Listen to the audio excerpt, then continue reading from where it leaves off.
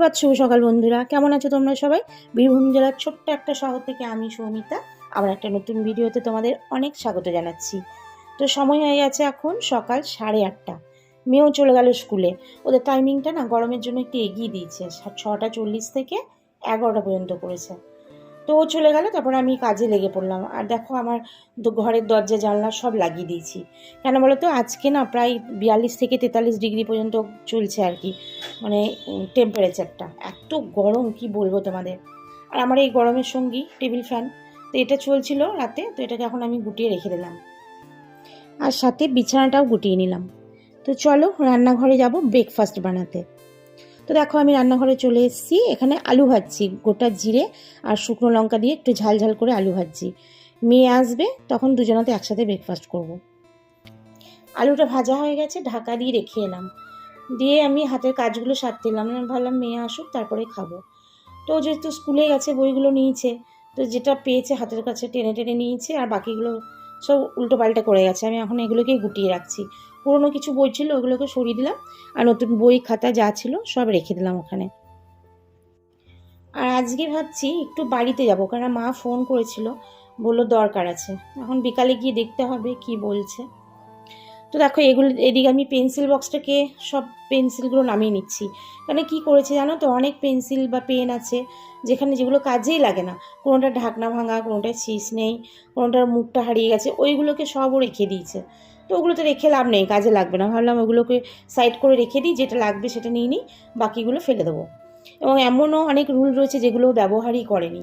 আর ছোট ছোট অনেক রুল রয়েছে যেগুলো কোনো কাজে লাগবে না, মানে যখন শীষটা ছুলতে যাবে পুরো ভেঙে যাবে, তো ওগুলো বেকার রেখে লাভ নেই।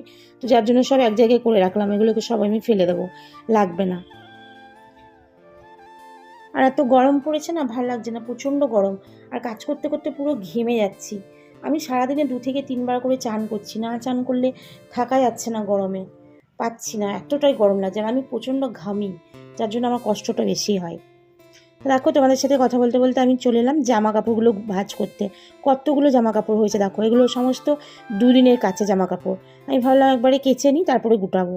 তো এখন এগুলো ভাঁজ করে চেয়ারে রাখবো, তারপরে অন্য সময় তুলে রাখবো। দেখো এদিকে আমার মেয়েও চলে এসেছে। তো ওর এত গরম লাগছে, আমাকে খালি বারবার বলছে মা আমার প্রচণ্ড গরম লাগছে। তো টাই মোজা সমস্ত খুলে ফেলে দিল। তা আমি ওকে বললাম যে বড় গ্লাসের 1 গ্লাস গ্লুকন-ডির জল গোল খা, তারপরে ফ্যানের তলায় বস, দেখবি ভালো লাগবে। আর সত্যি গো, এত গরম পড়েছে, ওদেরই বা কী দোষ। স্কুলটাও ছুটি দিচ্ছে না। স্কুলটা যদি ছুটি দিয়ে দিত তাহলে ওদের আজকে এত কষ্ট হতো না। মানে মে মাস পড়তে চললো, অথচ স্কুল ছুটি নেই। কারণ কী আর করার। তো যাই হোক, ওর সঙ্গে বক বক করছি আর আমি আমার কাজ করছি, জামা প্যান্টগুলো গুটাচ্ছি। ও সে স্কুলের গল্প বলছে, কি হয়েছে না হয়েছে সব শুনছি আমি। আর কদিন স্কুল যাইনি, ওর শরীরটা ভালো ছিল না। তাই আমি বললাম যে দাঁড়া আমি হাতের কাজটা সেরে নিই, তারপরে দুজনে আমি একসাথে খাবো। তো আমার এগুলো গুটানো হয়ে গেছে, আমি রেখে দিলাম এদিকে। তো দেখো এদিকে এলাম আমি টেবিলটা পরিষ্কার করতে। তো একটু বিশ্রাম করছে, আমি ভাবলাম ও একটু বিশ্রাম করুক, আমি হাতের কাজ কটা সেরে নিয়ে তারপরে আমরা দুজনে একসাথে খাবো। তো দেখো টেবিলটার মধ্যে কত কিছু পড়ে রয়েছে, ঘটি, গ্লাস, তারপরে চিরুনি, গ্লুকন-ডি, মিক্সির বাটি।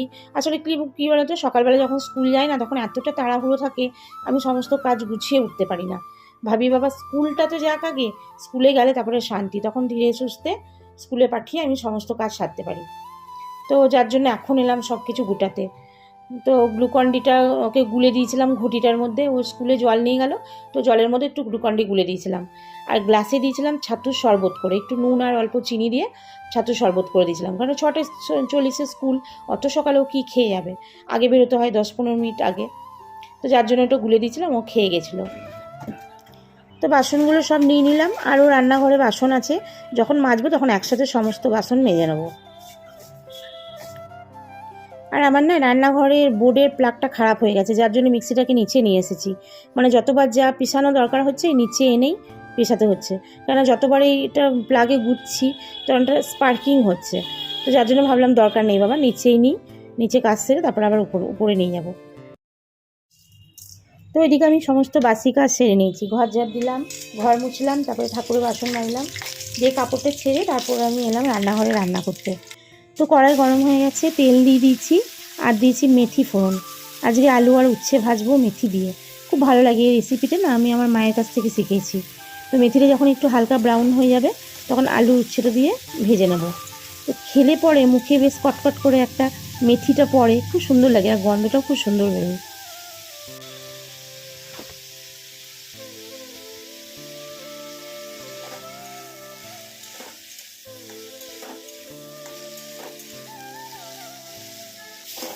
উচ্ছে ভাজাটা নামিয়ে নিলাম, দিয়ে কালো জিরে, কাঁচা লঙ্কা আর রসুন দিয়ে শাকটা চাপালাম। এটা হচ্ছে পাটের শাক।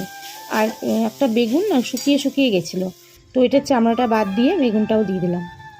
আর আজকের আকাশটা দেখো কি অবস্থা, কি রোদ, বাপরে বাপ কি গরম, দাঁড়ানো যাচ্ছে না। আমি রান্নাঘরের দরজাটার সামনে দাঁড়িয়ে আছি, ছাদে দেখেছো কত রোদ। আর আমার বাড়ির সামনে ওই দেখো দোকানগুলো, ছাতা দুটো দেখছো, দুটো ছোট্ট ছোট্ট স্টল, কেউ জুস বিক্রি করছে, কেউ ফল বিক্রি করছে, তারপরে কেউ তরমুজ বিক্রি করছে, তরমুজের জুস বিক্রি করছে। ওদেরও অবস্থা খারাপ, গরমে সবার অবস্থা খারাপ। তো এদিকে কড়াই তেল দিয়েছি আর গোটা জিরে সম্বার দিলাম। এদিকে বিট, গাজর আর আলু দিয়ে একটা সবজি বানাবো, তো ওগুলো কেটে চাপিয়ে দিলাম কড়াই, জিরে ফোড়ন দিয়ে।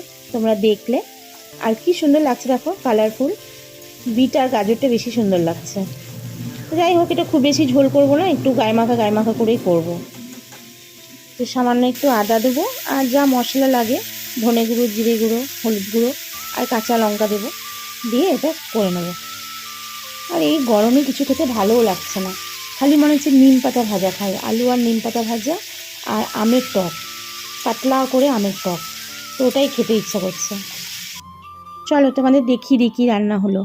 এদিকে পাটের শাক আর ওইদিকে হচ্ছে আলু উচ্ছে ভাজা মেথি দিয়ে, আর এখানে আছে বিট আলু গাজরে একটা গায়ে মাখা করে তরকারি। তো দুপুরের লাঞ্চের মেনু এটা, গরমে আর কিছু করলাম না, ভালো লাগছে না, তো দুপুরে লাঞ্চের জন্য এটাই জমে যাবে। চলো, মেয়ে ভাত খাবে, মেয়েকে ভাত দিয়ে দিই।